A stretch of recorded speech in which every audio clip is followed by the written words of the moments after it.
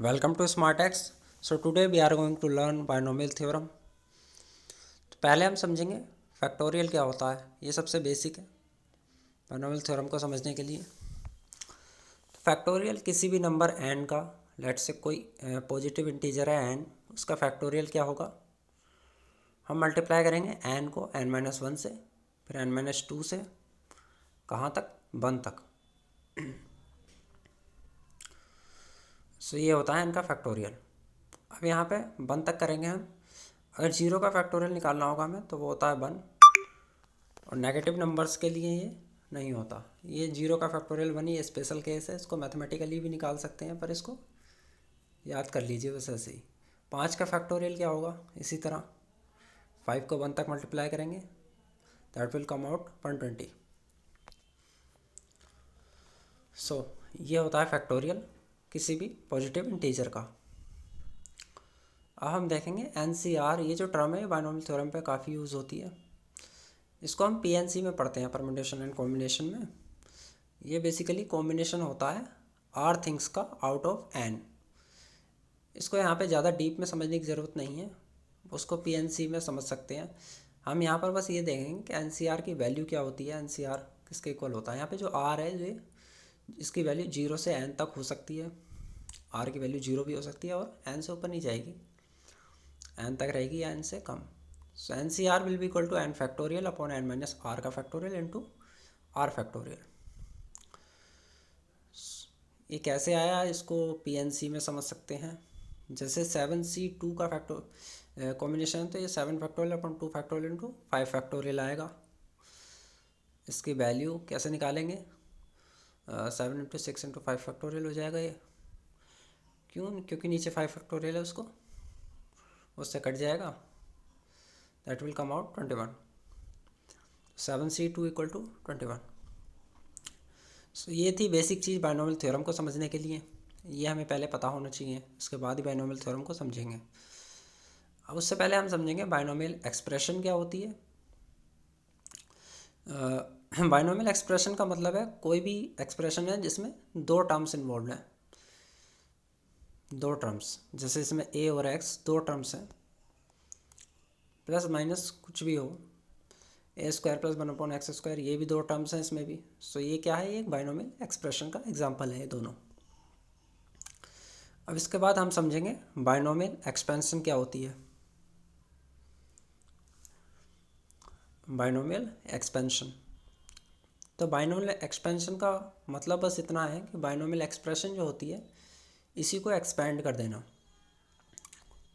इसकी पावर है n, तो इसको एक्सपेंड जो करेंगे हम, वो बाइनोमियल एक्सपेंशन होगा। इसको जो बाइनोमियल एक्सप्रेशन को जो हम एक्सपेंड करते हैं, इसको एक्सपेंशन करने का जो प्रोसीजर है, उसमें जो बेसिकली यूज़ होती है वो होती है बाइनोमियल थ्योरम यूज़ होती है। सो बाइनोमियल एक्सप्रेशन को एक्सपेंड करेंगे बाइनोमियल थ्योरम का यूज़ करके। तो बाइनोमियल थ्योरम क्या होती है, अब हम इसको देखेंगे थोड़ा। a + x⁴n, अगर इसको हम इसका एक्सपेंशन करेंगे तो बाइनोमियल थ्योरम के अकॉर्डिंग ये कुछ इस तरीके से आएगा निकल के। NC0 a⁴, अब यहाँ पर a⁴ होगी, उसको 1 कहेंगे तो उसको लिखने की ज़रूरत नहीं है, x⁴n, फिर plus NC1 a⁴1 x⁴n-1। Similarly plus ये चलता रहेगा ऐसे ही। लास्ट में NCn, a की पावर हो जाएगी अब n, और x की पावर n-n 0, x की पावर 0 1, तो इसको लिखें या ना लिखें एक ही बात है। सो ये जो पूरा एक्सपेंशन हो गया, ये है बाइनोमियल थ्योरम। मतलब बाइनोमियल थ्योरम यही कहती है कि इसको ऐसे एक्सपेंड करना है।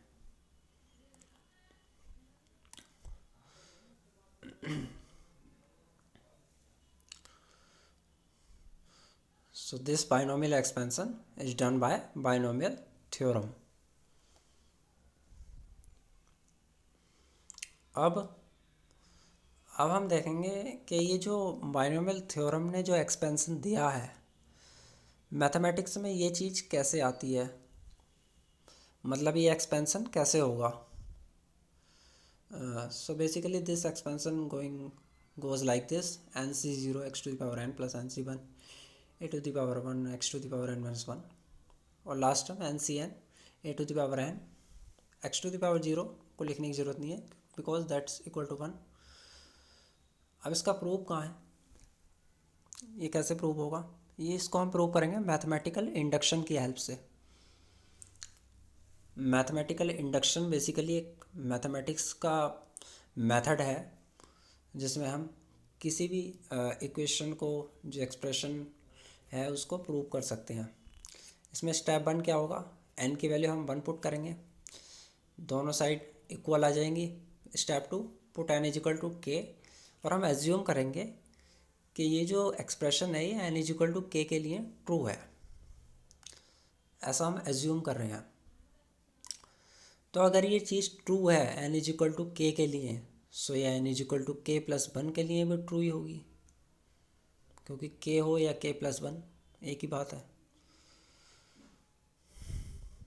ओके, सो यहाँ से हम जो करेंगे a प्लस एक्स को और एक प्लस एक्स की पावर k से जो एक्सप्रेशन आएगी एक्सपेंड होके उसको इसके इक्वल कर देंगे। अगर ये दोनों साइड इक्वल आ जाती हैं तो इसका मतलब जो हमारी इनिशियल एक्सप्रेशन थी वो ट्रू थी, और अगर नहीं आती हैं तो नहीं थी। सो यही है मैथमेटिकल इंडक्शन का मेथड। सो इससे हम इसको बायनोमियल थ्योरम को प्रूव कर सकते हैं।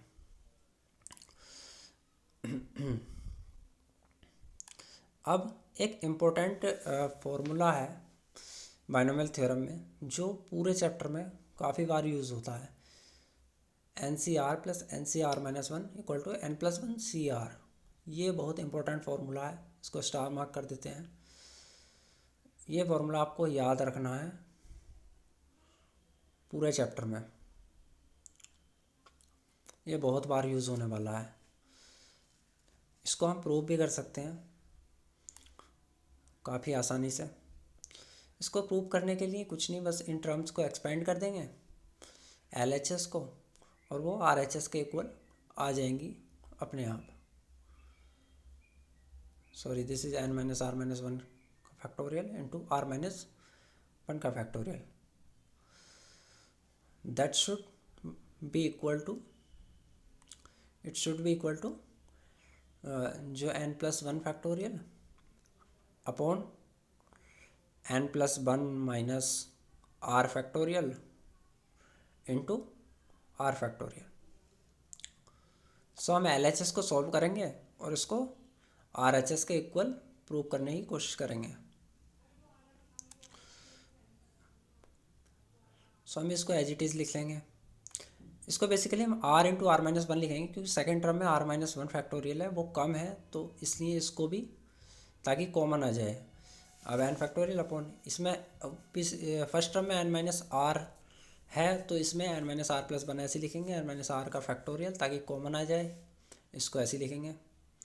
अब जो चीज़ें कॉमन है उनको बाहर निकाल लेंगे, n factorial upon n minus r का फैक्टोरियल इंटू r माइनस 1 का फैक्टोरियल, ये कॉमन है। अब पहली टर्म से क्या बचा, 1 upon r, so will write 1 upon r plus second term से 1 upon n minus r plus 1। Okay, so अब इसको सॉल्व कर लेंगे। इसको ऐसे ही एच इट इज़ लिख लेंगे, n फैक्टोरियल अपॉन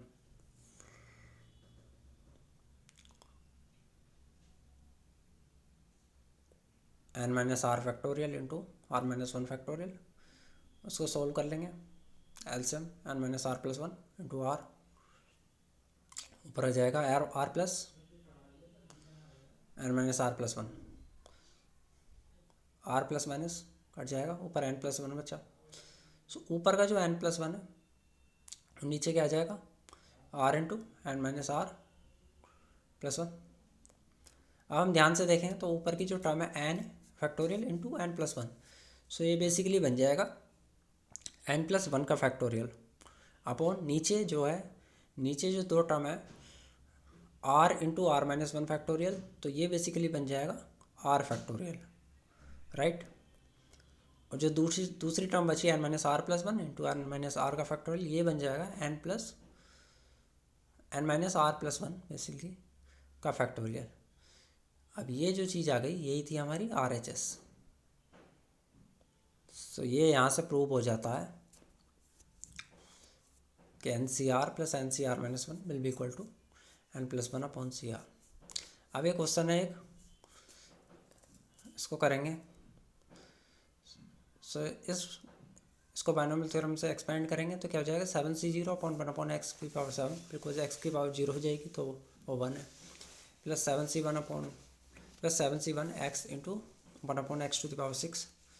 सिमिलरली इसको एक्सपेंड करते जाएंगे कहाँ तक, 7C7 x⁴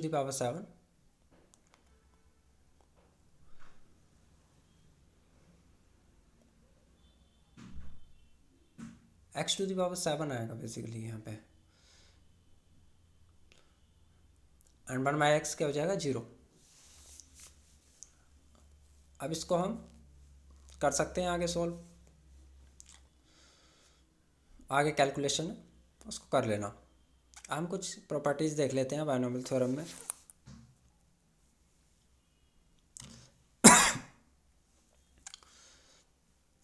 a+b⁴n कोई बाइनोमियल एक्सपेंशन है तो इसमें जो टोटल नंबर ऑफ टर्म्स आएंगी वो n+1 आएंगी। n+1 टर्म्स आती हैं, राइट। जैसे a+b² है उसमें 3 टर्म्स आती हैं, और a⁴n और b⁴n ये क्या है, ये फर्स्ट और लास्ट टर्म है।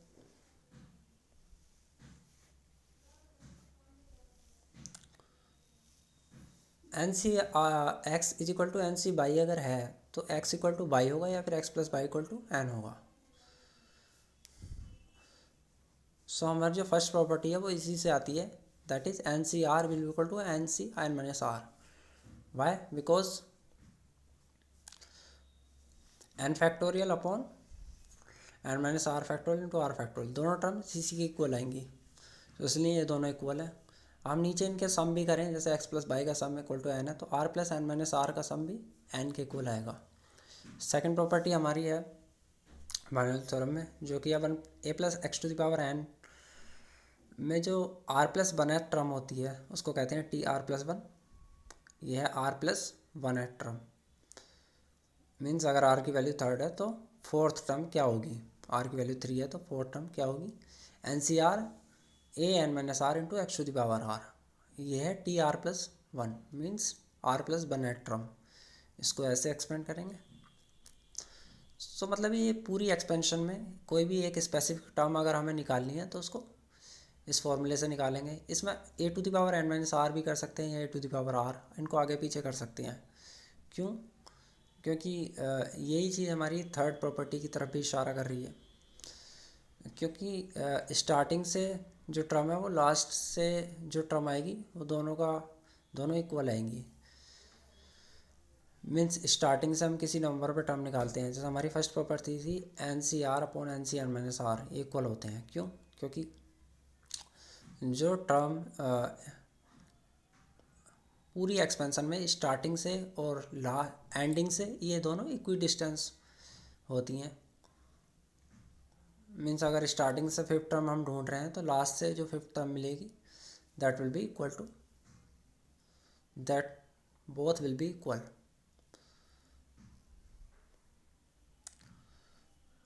अब हम एक और क्वेश्चन देख लेते हैं, दैट इज हमें x⁴ का कोफिशिएंट फाइंड आउट करना है इस एक्सपेंशन में। ठीक है, इस बाइनोमियल एक्सप्रेशन को अगर हम एक्सपेंड करते हैं तो उसमें x⁴ का कुछ ना कुछ कोफिशिएंट आएगा, वो क्या होगा। तो हम जनरल टर्म लिख लेते हैं r+1th टर्म, जो कि होगी TR+1 will equal to NCR। TR+1th term है, मतलब कोई भी r+1th टर्म जो हम लिखते हैं इसमें that will be equal to NCR, जो हमने अभी ऊपर लिखी है ना ये TR+1, that is NCR a⁴r x⁴n−r, यही हमारी r+1th टर्म हो गई। इस क्वेश्चन के अकॉर्डिंग r+1th टर्म क्या होगी, 15CR x² 15 माइनस r भी लिख सकते हैं या फिर r भी लिख सकते हैं। ठीक है, फर्स्ट और सेकंड टर्म में इनको आगे पीछे कर सकते हैं, मीन्स जहाँ पे r है वहाँ 15 माइनस r भी लिख सकते हैं, जहाँ पे वो एक ही बात होती है। 15CR अब ये हो जाएगा 3a⁻15r, और x की पावर जो आ जाएगी वो आ जाएगी total 2r minus 15 plus r, because x की पावर x डिनोमिनेटर में है तो पावर ऊपर आके नेगेटिव हो जाएगी। तो ये जो चीज़ है x की पावर, ये टोटल 24 के इक्वल होना चाहिए अगर हमें 24 x⁴ का कोफिशिएंट फाइंड आउट करना है। तो अगर हम इसको 24 के इक्वल रखते हैं तो r की वैल्यू आ जाती है 13, राइट। तो अगर r की वैल्यू 13 है तो x⁴ का कोफिशिएंट ये आ जाएगा हमारा निकल के, that will be equal to 15c13 into 3a⁻15 - 13 that is 2। Okay, so ये जो है यही है हमारा कोफिशिएंट x⁴ का। So thank you so much.